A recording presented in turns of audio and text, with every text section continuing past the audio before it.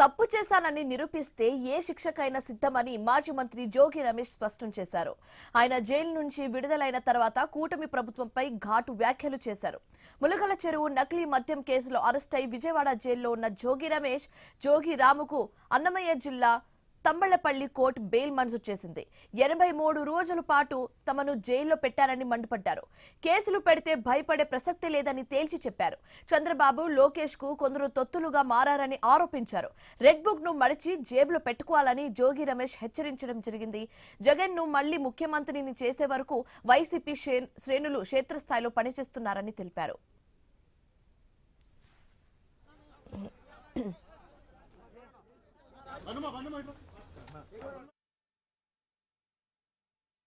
రాక్షస ఆనందం కోసం 83 రోజులు అక్రమ కేసు పెట్టి నన్ను, నా సోదరుడిని నిర్బంధించారు. చంద్రబాబు నాయుడు కొడుకు లోకేష్కి చెప్తా ఉన్నా, 3 నెలల పాటు నన్ను జైల్లో పెట్టినంత మాత్రాన మీ ఆనందం, మీ రాక్షస ఆనందం తీరుతుందా అని చెప్పి అడుగుతా ఉన్నా. కేసులు పెడితే వైఎస్ఆర్ కాంగ్రెస్ పార్టీని ఇబ్బంది పెట్టాలి అని చెప్పేసి మీరు అనుకుంటే పొరపాటు. మా దమ్మున్న లీడర్ జగన్మోహన్ రెడ్డి గారి నాయకత్వంలో ఎవరం కూడా వెనకడుగు వేసే ప్రసక్తి లేదు అని చెప్తా ఉన్నా చంద్రబాబు నాయుడుకి, చంద్రబాబు నాయుడు కొడుకు లోకేష్కి.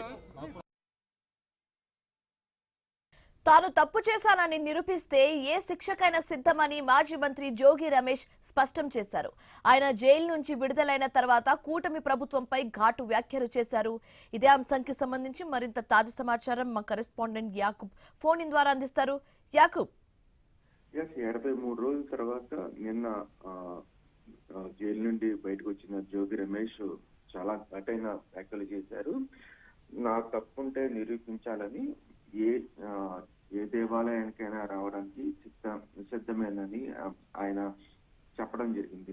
ఈ నేపథ్యంలో 83 రోజుల పాటు జైల్లో సామాన్య వ్యక్తిగా నన్ను ఉంచారని, చాలా వరకు ఇబ్బందులు పెట్టారని కూడా ఆయన ఘాటైన వ్యాఖ్యలు చేశారు. కావాలనే కక్షపూరితంగా అధికార పార్టీ చంద్రబాబుతో పాటు లోకేష్ చేయించారని వారిపై, ముఖ్యంగా చంద్రబాబుపై చాలా వరకు మాట్లాడడం జరిగింది. ఆ తర్వాత నిన్న లోకేష్ పుట్టినరోజు కాబట్టి లోకేష్ మీద ఎక్కువగా మాట్లాడినని ఈ రోజు అని కూడా ఈ వ్యాఖ్యల్లో చెప్పడం జరిగింది. ఈ పరిస్థితుల్లో పూర్తిగా నిన్న జోగి రమేష్ చేసిన వ్యాఖ్యలు చాలా వరకు దుమారం అయితే రేగినాయి అని కూడా చెప్పుకోవచ్చు. అధికార పార్టీపై విరుచుకుపడ్డారు. ఖచ్చితంగా రాబోయేది జగన్మోహన్ రెడ్డిని సీఎం చేసే వరకు మేము అలుపెరగని ప్రయత్నం ఉంటాము అని కూడా వ్యాఖ్యలు చేశారు. మరో పక్కన ఆ తర్వాత ఇబ్రహీంపట్నం, అక్కడి నుండి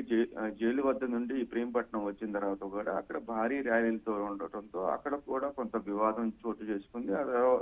అక్కడ ఉన్న ఏసీపీతో కూడా ఆయన వాగ్వాదం చోటు చేసుకున్నారు. ఎందుకంటే భారీ వాహనాలతో అక్కడ రావటం, అక్కడ ర్యాలీగా ఇబ్రహీంపట్నం రింగ్ రోడ్ లో వెళ్లే క్రమంలో అక్కడ కూడా కొంత వాదన కూడా జరిగిందని కూడా చెప్పుకోవచ్చు. ఏదేమైనప్పటికీ రాజకీయపరమైన వ్యాఖ్యలు జోగి రమేష్ ఎప్పుడు చేస్తూనే ఉంటారు. అదే వ్యాఖ్యలు ఇప్పుడు కూడా చేశారు. ఇప్పటికైనా సరే లోకేష్ గాని, అదేవిధంగా చంద్రబాబు గాని ఏ గుడికి వచ్చి సాక్ష్యం చెప్తారు అనేది కూడా, ప్రమాణం చేస్తారు అనేది కూడా ఈ వ్యాఖ్యల్లో కీలకమైనది. అయితే దీని మీద ఇప్పుడు ఈ రోజు టీడీపీ వాళ్ళు ఏ విధంగా స్పందిస్తారు అనేది చూడాలి. Right, thank you Yakub.